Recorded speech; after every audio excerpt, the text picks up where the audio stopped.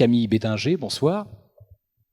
Bonsoir à tous. Donc, vous avez 46 ans. Si on peut résumer votre parcours, votre début de parcours, on peut dire qu'après une école d'ingénieur, vous avez intégré une société parisienne qui commercialisait des produits chimiques pour l'industrie du papier.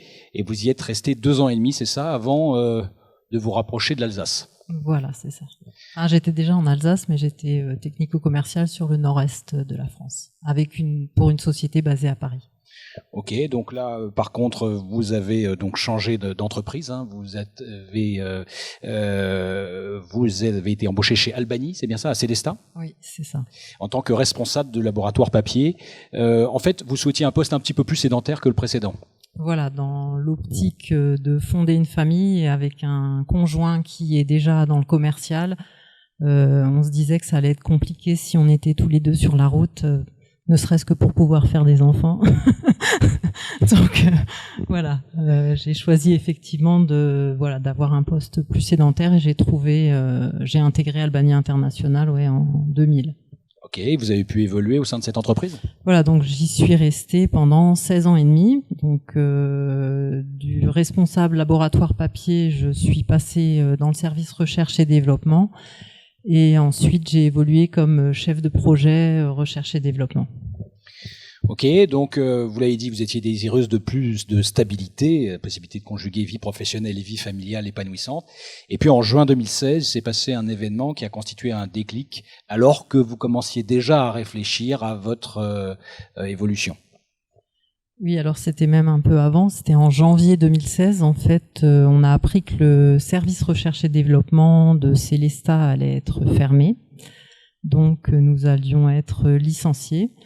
Et du coup, j'ai engagé, comme mes collègues, un bilan de compétences que j'avais déjà fait 5 ans auparavant parce que ça faisait un petit moment que ça me titillait de faire autre chose. Et ça permet de faire le point, hein, c'est ça, un bilan de compétences aussi. Voilà, de faire le point sur ses compétences, sur vers où on veut aller, ce qu'on aime faire, ce qu'on aimerait ne plus faire. Faire des tests d'intérêt métier, des tests de personnalité aussi pour voir vers où on veut aller. Et donc, ce bilan m'a permis, c'était pas une grosse découverte, mais m'a permis de mettre, on va dire, en lumière mon fort côté social. Voilà. Quelque chose que vous connaissiez déjà, mais vous ne soupçonniez pas le niveau, entre guillemets, de ce côté-là, c'est ça? Oui, voilà, c'est ça. C'est ça. Et du coup, qu'est-ce qu'il est ressorti alors de ce donc deuxième bilan? À l'issue de ce bilan de compétences, en fait, il est ressorti que je pouvais m'orienter soit vers la formation, l'enseignement ou l'accompagnement. Et du coup, le cabinet avec lequel j'avais fait ce bilan connaissait une licence professionnelle donc sur Strasbourg qui combinait la formation et l'accompagnement. Donc c'est une licence professionnelle gestion des ressources humaines, option formation et accompagnement, donc avec l'UNISTRA de Strasbourg. Et donc j'ai pris des contacts avec la responsable de la licence. Je l'ai rencontrée, j'ai eu un entretien et du coup elle m'a dit écoutez, les candidatures sont encore ouvertes, donc ça c'était courant du mois de juin, mais en gros vous avez encore 3 jours pour me faire votre dossier et candidater. Donc j'ai pris très vite ma décision. J'ai donc rempli le dossier de candidature et du coup dans le cadre de mon licenciement économique, donc il y avait on avait le droit, il y avait une commission formation qui permettait de faire financer des formations et ensuite comme c'était un licenciement économique, je rentrais dans un contrat de sécurisation professionnelle. Donc j'ai été licenciée officiellement mi-juillet 2016 et donc début septembre j'ai démarré la licence professionnelle.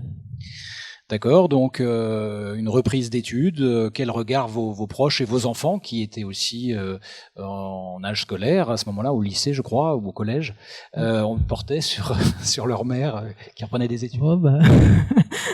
C'est comme pour Émilie, il s'amusait de voir que j'avais c'était pas des partiels, mais des examens, des notes, etc. Donc voilà, que je travaillais aussi le week-end parce que j'avais des devoirs à faire, un mémoire à préparer. Et non, j'ai été soutenue par mon entourage. Ça a été un petit peu plus compliqué du côté de mes parents, mais bon voilà, je n'irai pas plus loin sur le sujet. D'accord. Et puis, après, vous avez trouvé un poste assez rapidement à l'issue de cette licence. Oui, j'ai terminé ma licence donc en juillet 2017. Et comme Stéphane, j'ai aussi pris un peu de vacances parce que c'était besoin de souffler. Ouais. Voilà. Et puis oui, ensuite j'ai démarré ma recherche active d'emploi en septembre et donc fin novembre, j'ai passé un entretien avec Monsieur Dunant, ici présent, qui est donc directeur d'agence de chez Pôle Emploi, et j'ai pu donc intégrer une agence Pôle Emploi de Mulhouse, donc l'agence de Mulhouse-Rouault, donc comme conseillère emploi, donc depuis le 1er décembre 2017. Voilà, en CDI. J'ai eu la chance d'intégrer en CDI directement. Directement en CDI, oui, c'est aujourd'hui presque un exploit. Et vous êtes dans un module qui s'occupe de personnes très éloignées de l'emploi, si j'ai bien compris. Oui, alors j'ai pu donc chez Pôle Emploi, donc on a différentes modalités d'accompagnement. Et moi, c'est vrai que lors de l'entretien, je m'étais positionnée sur une modalité qui s'appelle la modalité renforcée et qui permet d'accompagner les gens les plus éloignés de l'emploi ou les moins autonomes dans leur démarche de recherche d'emploi.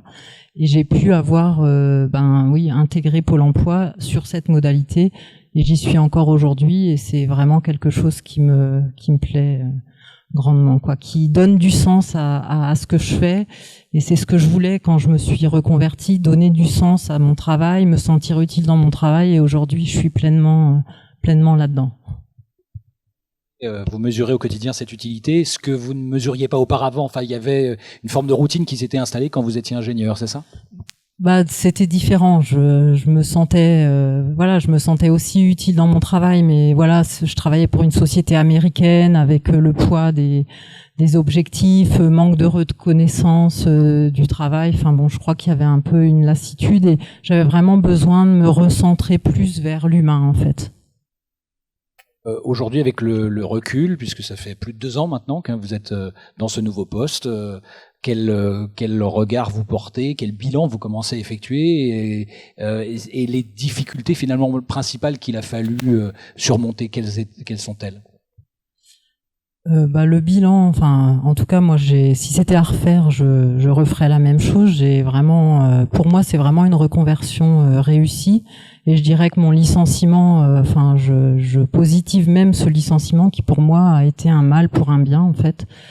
J'ai pas vraiment éprouvé de difficultés. Si peut-être, ce qui a été le plus difficile, c'est de faire comprendre à mon futur employeur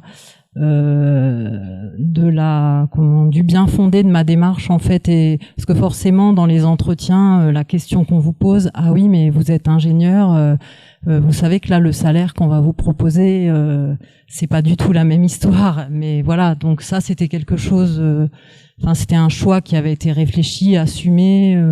J'y étais prête quoi. Voilà, c'est ça, j'avais étudié la question avant de me lancer dans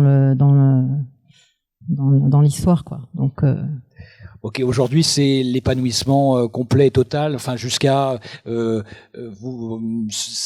avez des témoignages de personnes que vous avez suivies qui parfois vous donnent de leurs nouvelles après coup. Enfin voilà, il y a cette utilité très concrète que vous mesurez. Hein. Ouais. Il y a rien de plus gratifiant et que un demandeur d'emploi qui a trouvé un CDI ou même un CDD qui vous envoie un mail pour vous dire merci et pour vous dire voilà, grâce à vous j'ai pas baissé les bras, c'est grâce à votre travail, à votre soutien que j'ai retrouvé un emploi, et voilà, mais rien qu'un merci, moi ça me rend heureuse toute la semaine. Hein. Et c'est vrai que c'est important, ça aussi, c'est ça qui aide à continuer, et c'est un moteur à la motivation quelque part. Voilà, c'est ça. Très bien. Merci beaucoup, Camille. En gros, est-ce que le bilan de compétences a été vraiment très utile pour vous ? Est-ce que ça vous a vraiment ouvert les yeux sur des choses, ou est-ce que ça a juste appuyé des ressentis, des sentiments que vous aviez ? Ouais, en fait, j'avais fait un premier bilan de compétences avant le premier. Ouais, en 2011, qui m'avait déjà orienté vers la formation, l'enseignement. Et puis, à ce moment-là, finalement, on est dans sa bulle de confort et on se dit, parce que déjà la société, voilà, on avait un peu une épée de Damoclès sur la tête. Et puis finalement après ça a été mieux, donc voilà, j'ai pas franchi le pas. Et donc quand j'ai fait le deuxième bilan, ça m'a confirmé dans cette voie-là. Et oui, ça a plus confirmé le premier. Ouais. Sans le bilan, vous ne seriez pas allé dans cette voie-là? Disons que le cabinet qui m'a suivi m'a permis quand même avait des connaissances sur les formations existantes, etc. Moi, ça m'a quand même aidé dans mes orientations. Avec le réseau de la personne qui m'a fait le bilan, voilà, c'est elle qui m'a aussi orienté vers des personnes pour faire des enquêtes métiers, etc. quoi. Et par rapport à la licence, c'était vraiment du temps plein, du coup, vous étiez complètement Oui, en fait, cours, c'était du temps plein et c'était en alternance en fait. Donc j'avais 2 jours en entreprise. Donc du coup, c'est vrai que ça je l'ai pas précisé, mais j'ai fait mon stage dans le cabinet avec lequel j'avais fait le bilan de compétences. Et du coup, ça a pu aussi confirmer mon envie de m'orienter plus vers l'accompagnement, puisque la licence c'était formation et accompagnement. Et en faisant mon stage, en fait, je me suis dit non, c'est clairement l'accompagnement qui me botte et qui m'intéresse. Okay. Merci beaucoup. Bonsoir. Pour continuer sur le bilan de compétences, je voulais savoir comment il a été financé, s'il vous plaît. Alors, par le fonds GESIF. Je voudrais savoir combien de temps a pris votre bilan de compétences, le temps que... Voilà. Et je voudrais savoir, c'est avec quel cabinet que vous avez fait votre bilan de compétences. Alors, le bilan de compétences, c'est sur 24 heures. Par contre, c'est espacé. Donc moi, je l'ai fait sur 1 mois et demi environ. Et le cabinet, c'était L Consulting à Ozenbach. Comment se fait le choix du cabinet, tel cabinet plutôt que tel autre, on vous l'a conseillé? En fait, quand je suis allée au fonds GESIF pour me renseigner, ils nous transmettent une liste de cabinets qui sont agréés par eux, quoi. Et en fait, L Consulting, moi j'avais une amie j'ai même 2 amis qui avaient fait un bilan de compétences par ce cabinet. Donc j'ai contacté la personne et quand on fait un bilan de compétences, c'est vrai qu'il faut avoir vraiment un bon feeling avec la personne qui vous accompagne et le feeling est tout de suite passé. Donc j'ai validé et je regrette pas.